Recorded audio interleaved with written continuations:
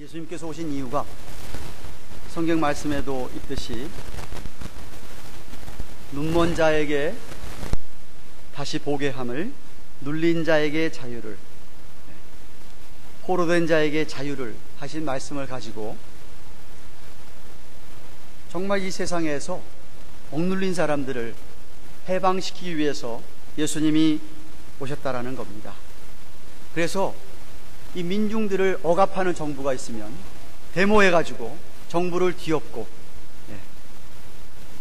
데모를 하면서 민중들을 선동하는 그런 운동, 혁명을 일으키고자 하는 그런 부류들이 있었습니다. 마치 예수님 당시에 유대인들이 메시아가 오면 자기들 이렇게 로마 제국에 억눌려 있는데 그 로마 제국으로부터 해방을 시켜줘서 자기 나라를 세우게 하고 예수님이 그 나라의 실제 왕이 되고 예수님의 제자들이 이쪽 저쪽에서 한 자리씩들 해먹는 양, 그런 예수님의 말씀으로 이 오해를 했습니다. 그런데 예수님께서 포로된 자에게 자유를 주고 눈먼 자에게 다시 보게 하고 억눌린 자에게 자유를 준다는 말씀은 영적 세계를 위한 말씀이었습니다. 이 세상의 육신의 이 땅의 세계를 이야기하는 것이 아니었습니다. 다시 말씀드리면 이 땅에서 사탄 마귀의 세력들로부터 자유롭게 하고 죄로부터의 자유를 누리게 하기 위하여 예수님이 십자가를 지시고 그리고 사망 권세를 이기셔서 부활하신 것입니다. 그런데 이 세상을 좀 살아보신 분들은 누구나 다 느끼는 것이 이 세상은 참 불공평하다라는 것일 겁니다. 참 unfair하다.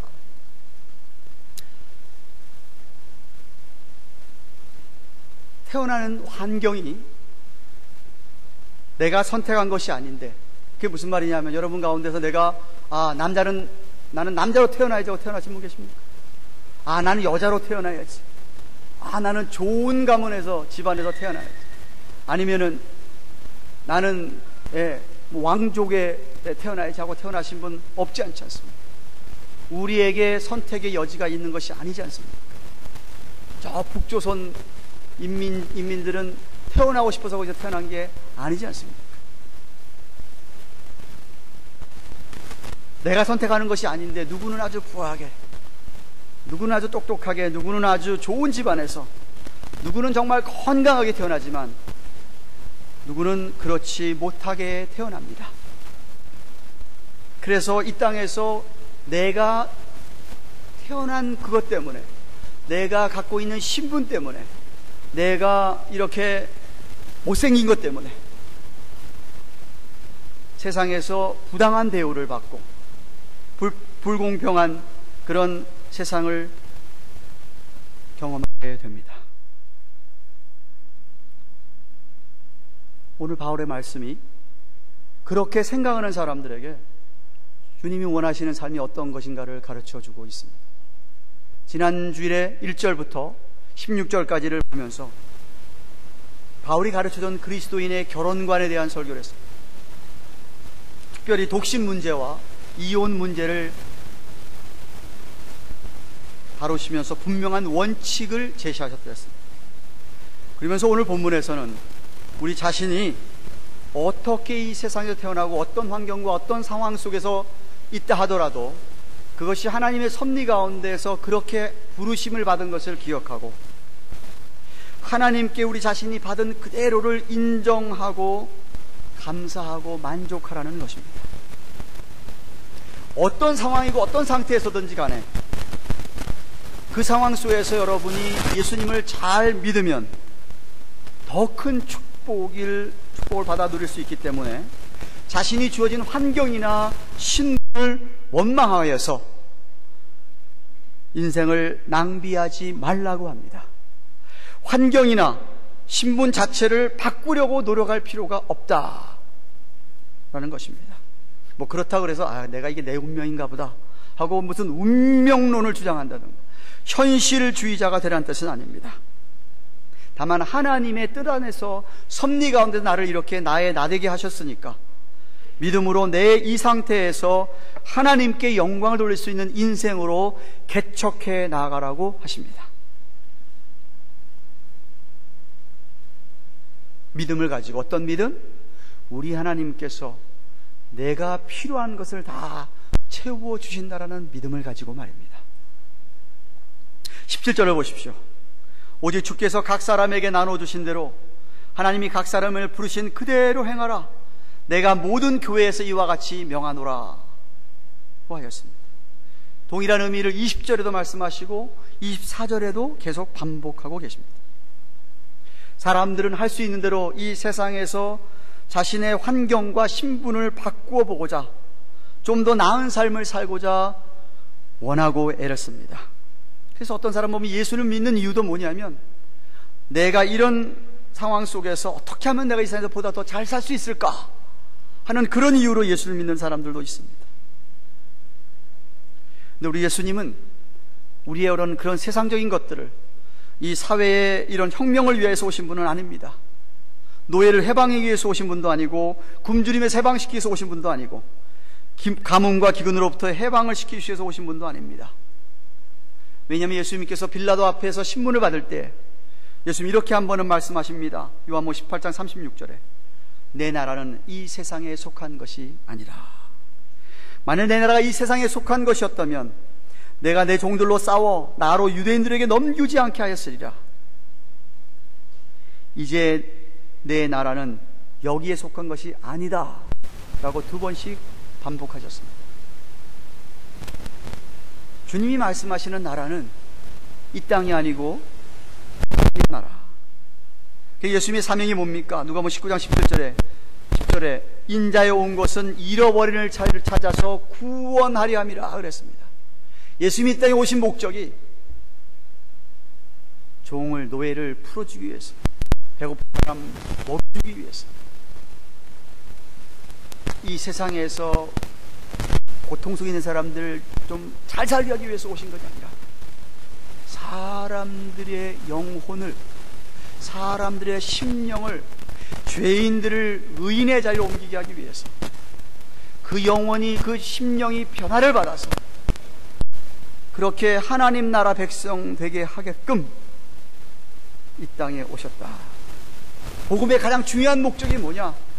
죄인들을 변화시키는 것이다 라는 겁니다. 환경을 변화시키기 위해서, 사회를 변화시키기 위해서 오신 분이 아니라,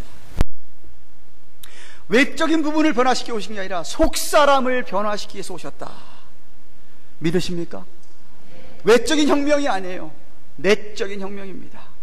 사람의 속사람이 바뀌면 겉에 거도 바뀌게 되어 있습니다.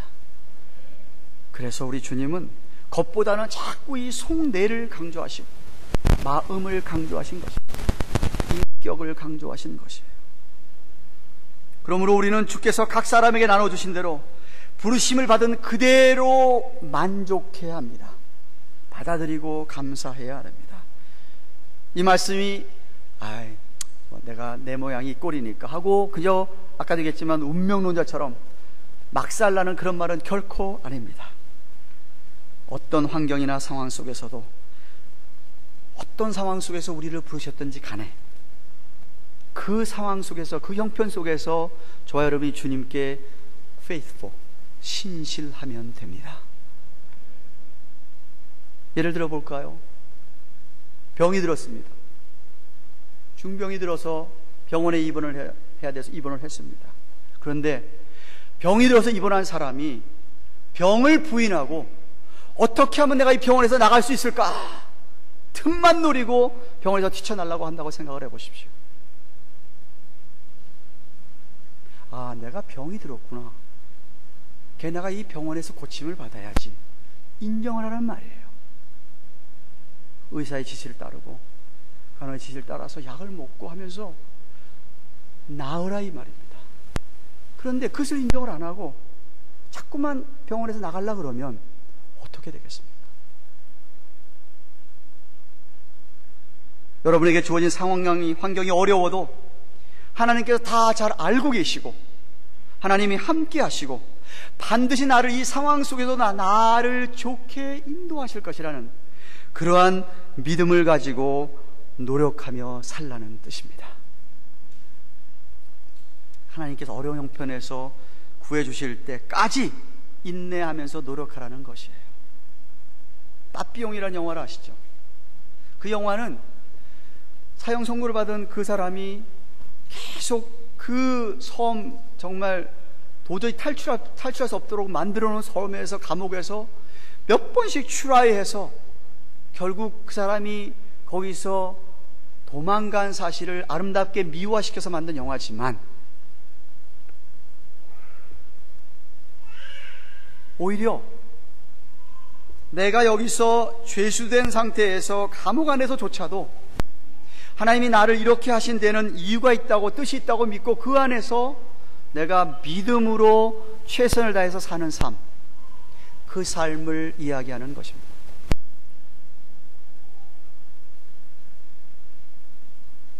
아무리 어려운 상황 속에서도 예수 믿는 사람들은요, 그 아무리 내 상황이 어렵고 어렵더라도 거기에서 참고 인내할 수 있다, 이 말입니다.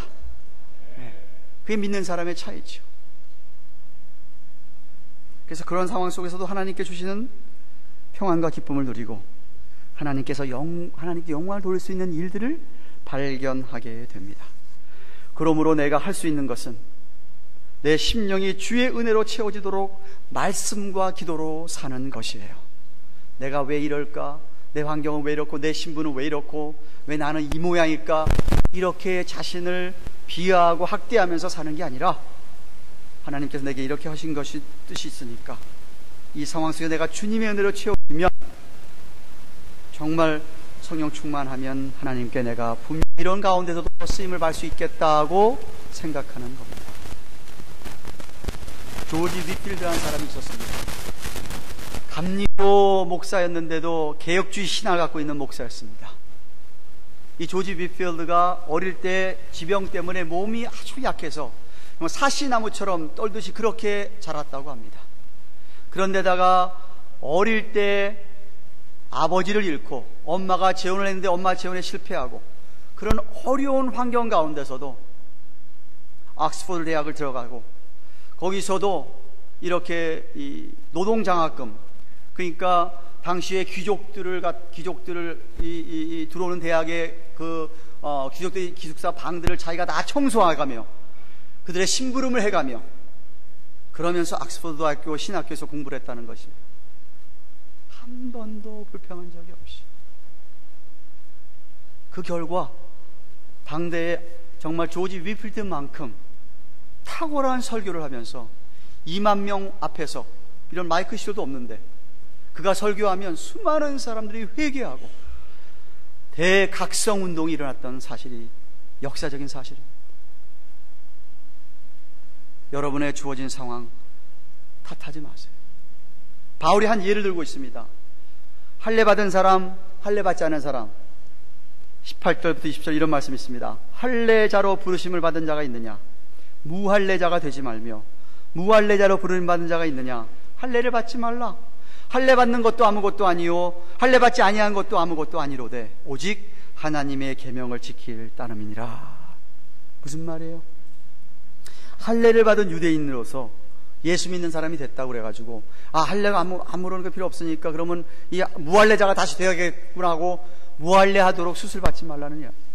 당시에 유대인들 가운데서 이 로마인이 되고 싶고 이렇게 로마인으로 개종하기 위해서 할례를 무할례 수술을 받은 사람이 있다고 하는 역사적인 문헌이 있습니다. 그러지 말라는 것이에요. 또 무할례자로 있다가 예수 그리스도를 믿고 부르심을 받을 때에 이거 할례 받아야 되는구나 하고선 할례 받을 필요가 없다는 말이에요. 신학적으로도 갈라디아서 얘기하고 있듯이 그럴 필요가 없지만, 원래 하나님께서 무할례자로 이방인으로 부르셨느냐? 그러면 이방인으로서 하나님께 영광을 돌리라, 이 말입니다. 할례 무할례가 중요한 게 아니다. 그 아무것도 아니다. 중요한 것은 하나님의 계명을 지키는 것이다. 구원을 받기 위해서, 구원을 얻기 위해서가 아니라 믿음으로 구원을 얻었기 때문에 당연히 하나님의 말씀에 순종하라는 겁니다. 구원을 위해서가 아니라 구원 이미 받은 자들이 하나님의 은혜가 너무 크고 그 사랑에 감격해서 내가 주님을 더 사랑하고 주님을 기쁘시게 하기 위하여 하나님의 말씀들을 지켜 사는 겁니다. 할렐루야. 바울은 또 더 다른 예를 들고 있습니다. 20절 22절에 각 사람이 부르심을 받은 그 부르심 그대로 지내라. 또 강조하면서 내가 종으로 있을 때 부르심을 받았느냐? 염려하지 말라. 그러나 자유할 수 있거든 차라리 사용하라.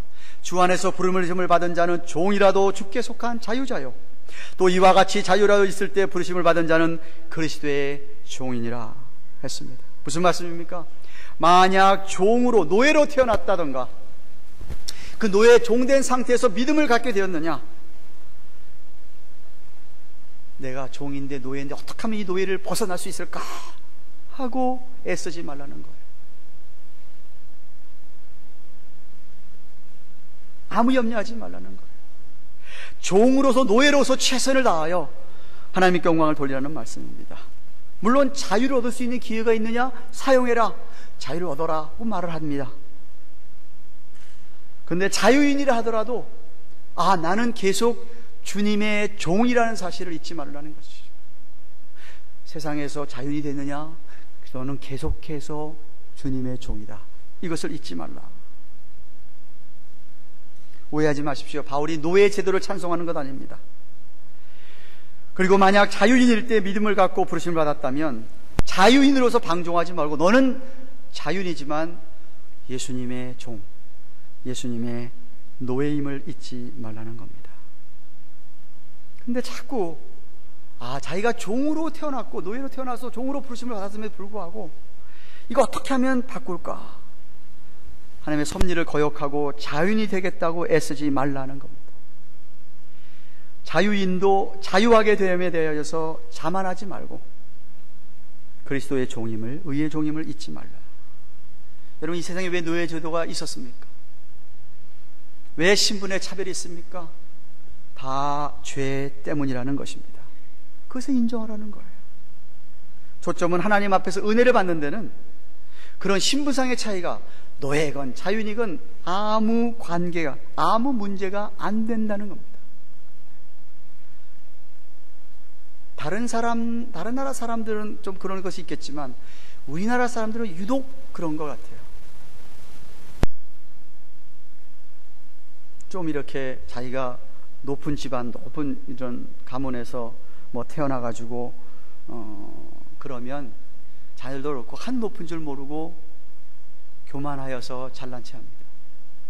또 반대로 아주 낮은 신분으로 태어나던가 그런 집안에서 태어나면 자녀들조차도 아주 자기를 비하하고 학대하면서 포기하고 삽니다. 그래서 신세 타령하죠. 우리나라 가요 가운데 신세 타령하는 가요가 얼마나 많은지 아세요?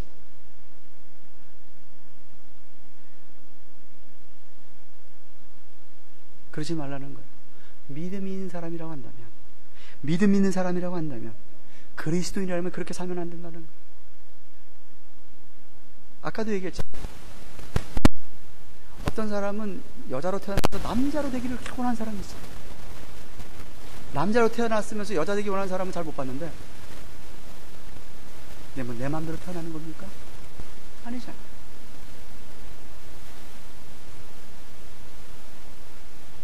잘 들으세요.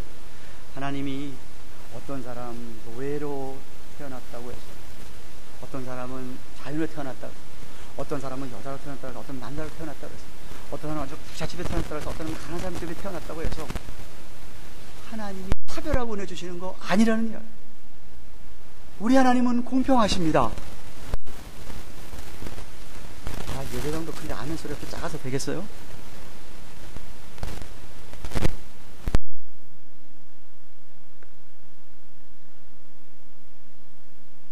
여러분의 주어진 상황에서 믿음으로 최선을 다해서 살라는 말씀입니다. 23절에 뭐라고 합니까? 너희는 값으로 사신 것이니 사람들의 종이 되지 말라. 예수님의 보배로운 피값을 지불해서 여러분들을 하나님께서 구속하셔서 죄로부터의 자유함을 주시고 하나님의 자녀를 삼으셨는데 사람들의 종이 되어서 자꾸 사람들의 말에 귀를 기울이고 사람들의 말과 사상과 행실을 따라가지 말라는 거예요. 사람이 자꾸 뭐라 그러는 데서 헷갈리지 말라는 거예요. 우리의 주인은 예수님이라는 말이죠. 그래서 각 사람의 부른 대로 행하라는 이 말씀을 사도 바울은 마지막으로 결혼 문제들까지도 적용을 하고 있습니다. 결혼에 24절 보세요. 다시 한번 강조합니다. 형제들아, 각각 부르심을 받은 그대로 하나님과 함께 거하라고 강조하시면서 하나님의 섭리라면 처녀가 그냥 그대로 사는 것이 좋다라고 말합니다. 25절 26절에 처녀에 대하여는 내가 주께 받은 계명이 없으되 주의 자비하심을 받아서 충성된 자가 되어서 의견을 구하는데 내 생각에는 이것이 좋으니 곧 임박한 환난을 인하여 사람이 그냥 지내는 것이 좋으니라 그랬습니다. 많은 싱글들은 결혼하기를 원합니다. 그래서 그래 결혼을 하면 모든 불행이 다 끝날 것이라는 환상 가운데 젖어 있습니다. 결혼만 하기만 하면 다 해결되어서 모든 것이 다 행복해진다고 착각을 합니다. 그러나 결혼은 축복이지만 제가 지난주에 설교했듯이 결혼을 하면서 우리는 엄청난 책임을 지기 때문에 새로운 긴장이 시작됩니다. 자신을 정말 희생해야 됩니다. 그러니까 결혼한다고 하면서 신앙을 포기하거나 배우자를 찾기 위해서 자신의 시간을 대부분 희생하는 사람은 참으로 지혜로운 자가 아닙니다. 어리석은 자예요. 여기 임박한 환난이라는 것은 세상 종말이 가까웠다라고 해석하는 분들도 계시고 어떤 분들은 고린도 교회에 임한 대핍박 그것이 가까웠다고 해석도 합니다. 우리에게도 뭐 그렇게 생각할 수 있겠죠. 우리에게 다가오는 환난이나 핍박. 근데 우리가 생각할 때는 환난이 오니까 혼자 있는 것보다 결혼을 하고 오는 것이 좋을 것 같습니다. 그렇죠? 도움이 될 것 같으니까. 근데 그거는 이기적인 생각이죠. 바울이 얘기하는 거예요. 결혼한 후에 환난이 와서 고통을 당하는 것보다 혼자 고통당하는 게 낫지 않느냐. 마치 전쟁을 앞둔 군인이 전쟁터에 가서 죽는다 그러면 결혼하고 나서 전쟁터에 가서 죽으면 그게 뭐냐 이거지.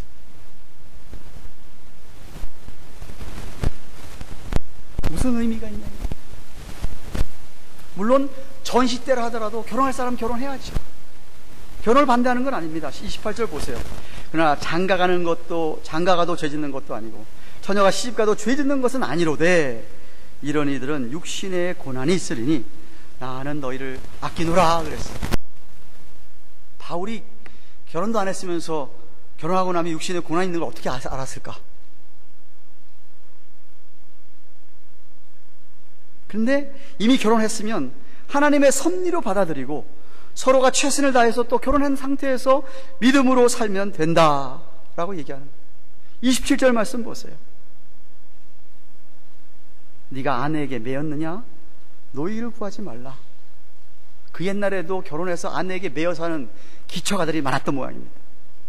그래서 매이지 않기를 노력하지 말라는 거예요. 또 아내에게 놓였느냐 이 말은 아마 헤어졌느냐 이런 소리 같아요. 아내가 죽었거나 해서 그렇다 그래서 또 아내를 구하지 말라 그 이야기입니다. 결혼해놓고서는 또 좀 살다가 뭐 힘들게 생겼다 그래서 서로 구속되기 싫다 그래서 헤어지지 말라는 소리죠. 결혼해로 부르심을 받아서 결혼했으면 그 부르심대로 최선을 다해서 하나님께 영광을 돌리라 이런 뜻입니다. 사랑하는 교양가든 교우 여러분, 이윤 목사님이 쓰신 함께 걷는 순례라는 책에 이런 말씀이 있습니다. 공감이 가는 이야기. 하나님은요 상품을 만들지 않으셨습니다. 창조주가 만드신 모든 사람은 팔기 위한 상품이 아니라 하나하나 가치를 지닌 작품입니다. 상품에는 가격을 매기지만 작품에는 가격을 매기지 않습니다. 작품의 가격을 매긴다면 그 순간 그 작품은 한 상품이 되어버려서 상품으로 전락하고 맙니다. 안타깝게도 경쟁사회에서 모든 문제는 예외 없이 상품이 돼 버렸습니다. 가격이 매기지 않는 것은 거의 없습니다. 사람의 재능과 능력도 돈으로 평가되고, 심지어 사람 자체도 상품 가치에 의해 평가되고 있습니다. 근데 여러분, 상품이라는 것은 기본적으로 한번 사용한 다음에는 버리게 되어 있는 게 상품입니다. 하지만 작품은 팔리는 게 아닙니다. 작품이라고 하는 것은 누군가에게 의미 있는 것으로 넘겨주기도 하지만 결코 거래하듯이 작품을 대하지는 않습니다. 또 상품은 소수 사람들에게 잠시 소유가 되지만 작품은 역사를 통해서 계속해서 오랫동안 소중하게 박물관에서조차도 보여지게 되고 전해지게 됩니다. 팔리기 위해서 태어나고 양육되어진 사람이 있습니까? 그렇게 되고 싶은 사람이 있습니까? 그렇지 않다면 여러분, 하나님의 작품을 상품으로 만들지 마십시오. 생명에는 하나님, 창조주 하나님께서 주신 신비함이 있습니다. 누구나 다에게 고유함이 있어요. 그러니까 절대로 여러분이 누구와 비교하는 것은 엄청난 큰 죄예요. 하나님에게 욕하는 거예요. 왜 나를 이렇게 만드셨습니까?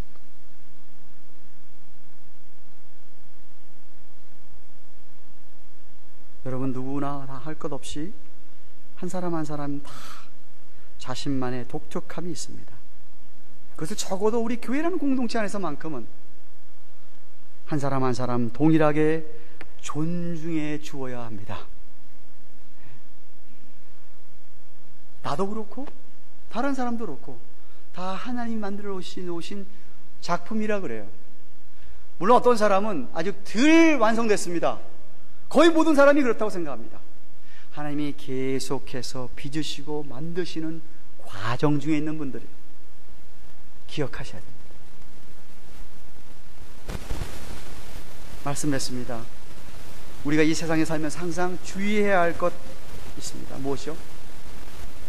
내가 좀 가졌다고, 내가 좀 높은 위치에 있다고, 내가 좀 배웠다고, 난 좀 건강하다고 쉽게 자만해지며 교만해지는 것 경계해야 됩니다. 반대로 나는 가진 게 없다고, 나는 못 배웠다고, 나는 낫다고, 나는 건강하지 못하고 스스로 비참하게 여기는 것, 그것도 경계해야 합니다. 그렇기 때문에 우리 예수 믿는 사람은 좀 가졌어도, 높은 자리에 있다 하더라도, 못 배웠어도, 아니 많이 배웠으면서도, 건강하면서도 주님 안에서 교만하지 않는 겁니다. 반대로 나는 가진 것이 없으면서도, 낮은 자리에 있으면서, 못 배웠으면서 건강하지 않더라도 주님 안에서 내 자신이 존귀한 자임을 깨닫고 비참하게 느끼지 않는 것이 하나님 앞에서 풍성한 삶을 누리고 사는 겁니다. 바로 마지막으로 29절 31절 이렇게 얘기합니다. 형제들아, 내가 이 말을 하노니 때가 단축하여진 고로 이후부터 안에 있는 자들은 없는 것 같이 하며, 우는 자들은 울지 않는 자 같이 하며, 기쁜 자들은 기쁘지 않은 자 같이 하며, 매매하는 자들은 없는 자 같이 하며, 세상 물건을 쓰는 자들은 다 쓰지 못하는 자 같이 하라. 이 세상의 형적은 지나감이라 라고 그랬습니다. 바로 이 진리입니다. 주님 다시 오실 때가 가까웠으니, 언제든지 오실 수 있으니, 이 말은 뭐예요? 주님께서 정말 우리 지난 수요일에 홍 목사님 통해서 들었지만 금방 이제 주님 오실 때 가까웠습니다, 이런 소리기도 하고요. 또 하나는 여러분 하나님께서 내일 데려가실지도 모릅니다, 이런 소리. 그러니까 그때에 주님과 대면하여서 얼굴과 얼굴을 맞대고 주님과 함께 그때 대면할 일을 준비하고 살라는 겁니다. 없어질 이 세상의 많은 일들에 너무 빠지지 말라는 거예요. 영적으로 깨어 긴장하고 있으라는 겁니다. 아내가 있는 자들, 아내에게 너무 푹 빠지지 말라요. 남편이 있는 자, 남편에게 너무 푹 빠지지 말라요. 세상에 슬픈 일 때문에 우는 일이 있느냐? 울지 않는 자처럼 해라. 잠시 울지 몰라. 기쁜 일이 있는 자 있습니까? 기쁜 일도 그저 기쁘지 않은 것처럼. 근데 사실 여러분, 기쁜 일이 있다고 그래가지고 계속 기쁜 사람처럼 희희되는 사람은 미친 사람이죠. 미친 사람이죠. 약간 도른 사람이죠. 예수 믿는 사람은 기쁜 일이 있어도 잠깐 기뻐하고 또 그것도 아무것도 아닌 양 여기라는 거죠. 슬픈 일이 있어요.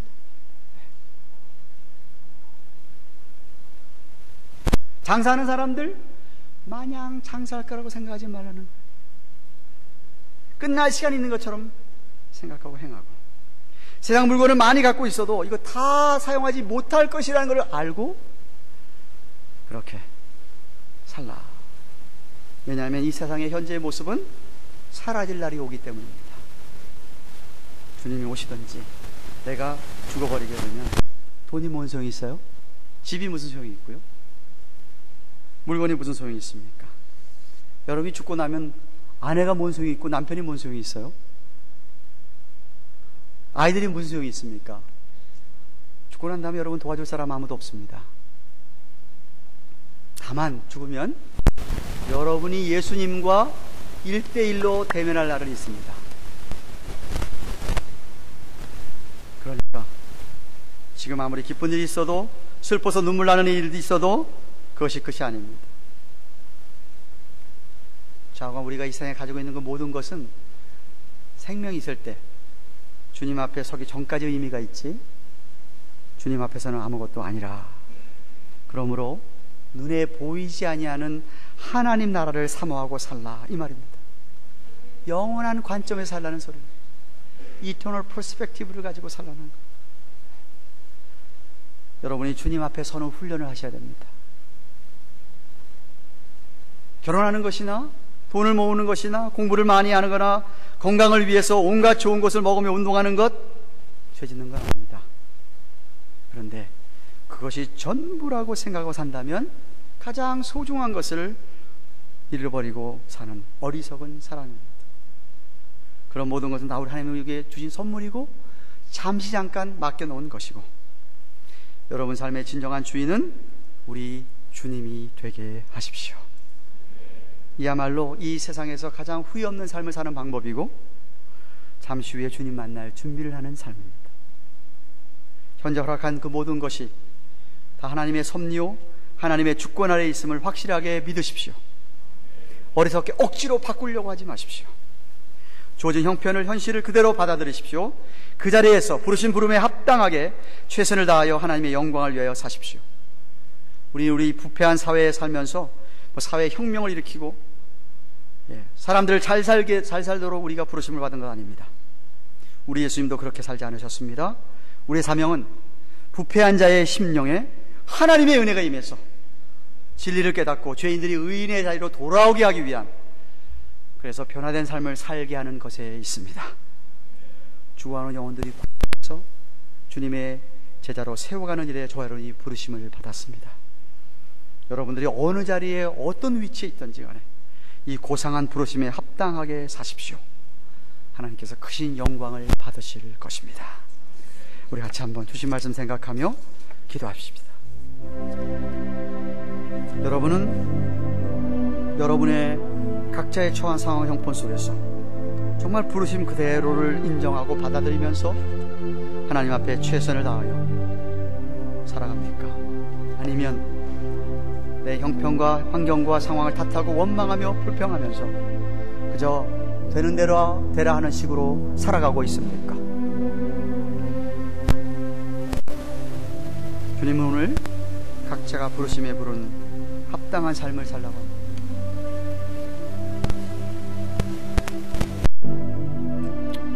있다고, 건강하다고, 많이 배웠다고 교만하지 말고, 또 없다고 건강하지 못하다고 자신 나를 비하하고 학대하지 말고 하나님께서 내 모습 이대로 주셨는데 내가 주신 상황 속에 최선을 다해 노력해서 주님의 존귀한 작품으로 만들어져가는 하나님께 큰 영광이 되어져가는 우리가 되게 해주세요. 오늘 같이 성성으로 주신 말씀 생각하며 기도하겠습니다.